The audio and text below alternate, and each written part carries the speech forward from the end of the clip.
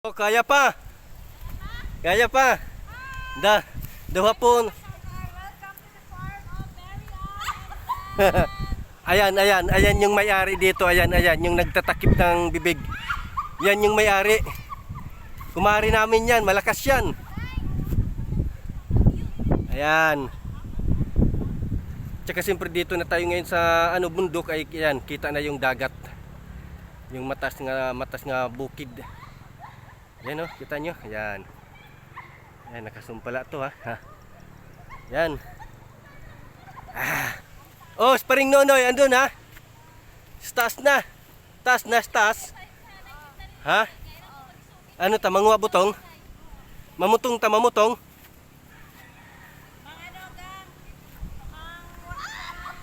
Ano? Banana. Mga saging. Maubos yan.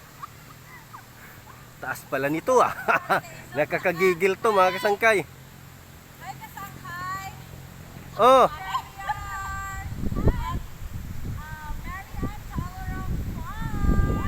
Baula pa din, no? Ayan talaga yung may-ari niyan, yan. Yung nasa gitna yan. Yan yung...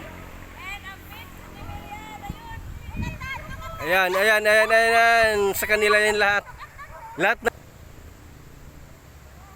Ayan, ang ganda, di ba? Nakakagigil talaga yung yung pag-akyat dito, parang hapon. Yan, di ba? Ang dami ditong mga tanim kasi talagang inaalagaan to nila dito. Napakadaming tanim at saka siyempre mga malalaking punong kahoy at hindi nila ito ginagalaw.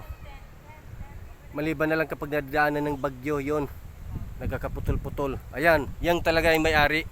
Ayan siya. Ayan si boss namin. Ayan, nakayilo na yan, nakasleeveless. Ayan.